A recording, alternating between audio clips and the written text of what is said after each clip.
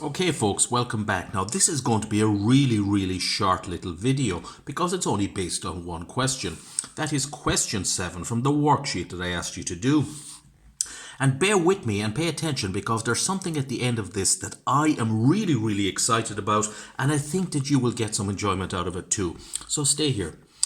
Okay, question 7 looks like a very short question, and it says a stone is thrown upwards from a cliff with an initial velocity of 15 meters per second.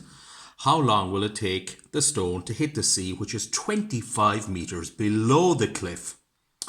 Normally in these questions, you're given a statement like this: take acceleration due to gravity g to be equals 9.8 meters per second, or meters per second to the minus 2. So what I'm assuming in this question is that this guy here throws the stone goes up to some highest point and then falls back down into the sea like that, and we want to work out what is the time interval between him throwing the stone and when it hits the sea. So the time for all that motion there. Now, this is what I did. Well, what I did was this.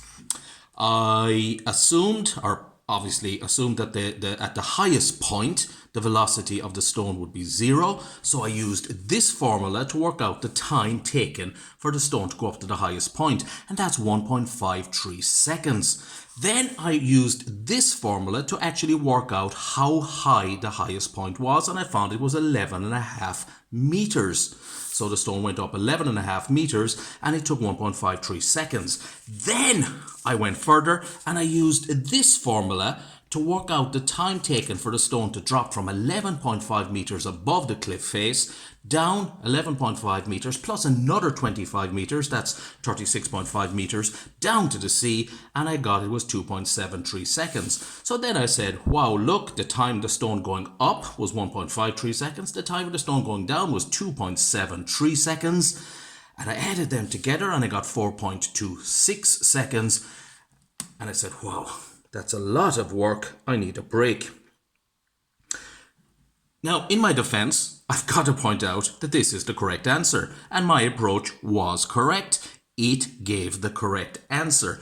But when I was reviewing your work, I've got to say that one student really had another way of doing it that was much more simple and much more elegant. And I just didn't see that when I started doing it myself. Probably should have, but just bear with me because all this work here, I just throw that away. Now let's look at this question again with new eyes. Well, here's the question. There's the guy on the cliff. He throws the stone goes up, comes back down, and falls down into the sea. And we want to know the time interval for all that motion. So let's do our usual trick of writing down what we know about this situation. I call that writing down U, V, A, S, and T. Well, let's see what we know. And we're talking about the total motion of the stone here. So we know clearly that the initial velocity is 15 meters per second. The final velocity, we know the velocity at the highest point is 0, but the final velocity down there, we don't know what that is, and we're not asked for it. We leave that blank. The acceleration due to gravity, I'm going to write in as minus 9.8 meters per second. And people say, hang on a sec. We know that the stone will be slowing down.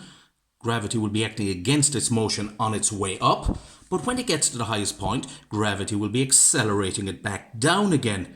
Should we use a plus value for 9.8? And I say no, we always start off with the initial conditions here.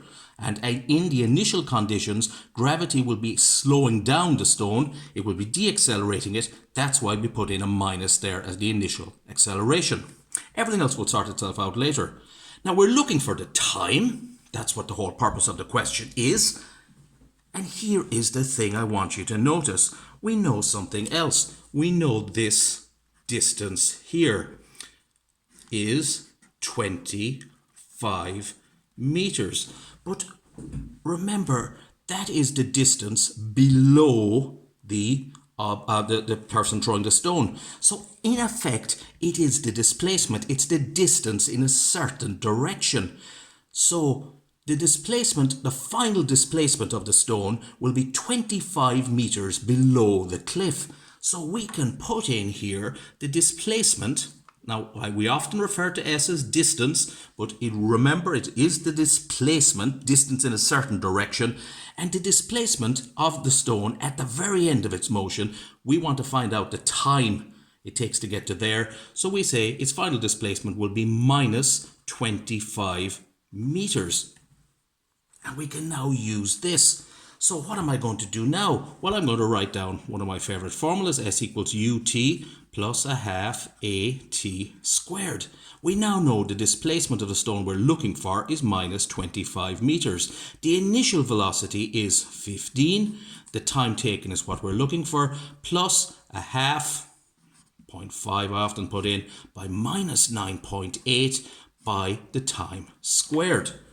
Now we're going to have to trim this up a little bit. Minus 25 equals 15t minus 4.9 t squared. And if you look at that, that of course is a classic quadratic equation. And remember, quadratic equations have two solutions, two roots. There's two values of t that you can put in there to get the left and the right side of this equation equal. But I wouldn't begin to try to solve that quadratic equation without tidying it up a little bit. So what I'm going to do is I'm going to bring the minus 4.9 t squared over across the equal sign. It becomes plus 4.9 t squared. Then I'm going to bring the plus 15 across the equal sign. It'll become minus 15t. And I'm going to leave the minus 25 on the left where it still is. Minus 25, and that will all equal 0 because I brought both of those things over. There's nothing left on the right. Now this is a more manageable quadratic equation. But then, to be honest with you, I still wouldn't like to work out factors in my head for this, and I still wouldn't like to apply the traditional minus b plus or minus square root of minus 4ac over 2a formula to that yet. So what I'm going to do is this. Here we've got the same quadratic equation. I just wrote it on the page over, and I'm going to tidy it up a little bit. And one way you can tidy it up is by multiplying across by 10. So I multiplied everything by 10. 4.9 by 10 is 49. Minus 15 by 10 is minus 150. Minus 25 by 10 is minus 250 equals 0 multiplied by 10 is still 0. Now this is a more manageable quadratic equation to work on. And as you know with quadratic equations, what you do is you get the, what are they called, coefficients of each term. This of t squared is plus 49, we call that a, minus 50, you call that b, minus 250 is c. And then of course you're going to put them into that very, very famous equation that was given to us well over a millennium ago by the famous Arab Islamic mathematician Muhammad bin Musa al-Khalawshami. And he gave us that wonderful, wonderful formula, which we still use well over 1,000 years later. So I applied that formula. I applied the traditional formula to these values. So I put in A is 49, B is minus 150, C is minus 250. And I kept going like that, so I put them in like that. I did a bit more simplification there.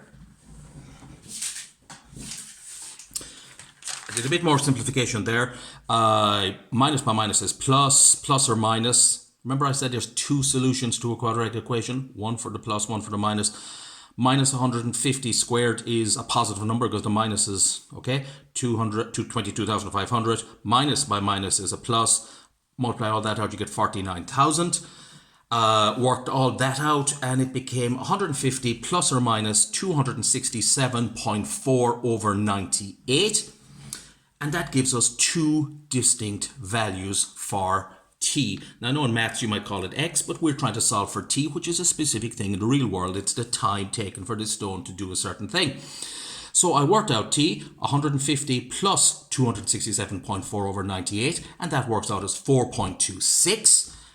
Or, if you go the other way, 150 minus 267.4, and that works out over 98, and that works out as minus 1.2 seconds. Now I'm going to ignore this one. Why is it valid to ignore that one? Well, time being negative, And we're not going to talk about Superman running around the earth or flying around the earth backwards, turning time back. Negative time we tend to ignore because it doesn't have a physical reality in our world. We don't experience time being a negative concept. So we're left with one solution to this equation. The time taken for the stone to go through that motion up and down back to the sea level is 4.26 seconds. That, of course, is exactly the same as the value I got when I did it my way. But let's be honest, this method is a much more satisfying and a much more elegant method to do this question. So I hope you got some entertainment out of that, and I hope you valued that. And what was the key point? The key point to all this was that the stone ended 25 meters below the person, so that is a displacement of minus 25 meters. Remember, S stands, we often call it distance, I often call it distance, but it really is displacement, and that was the final displacement of the stone. That's where we wanted to find the time. Okay, I hope that was of some use to you. Take care.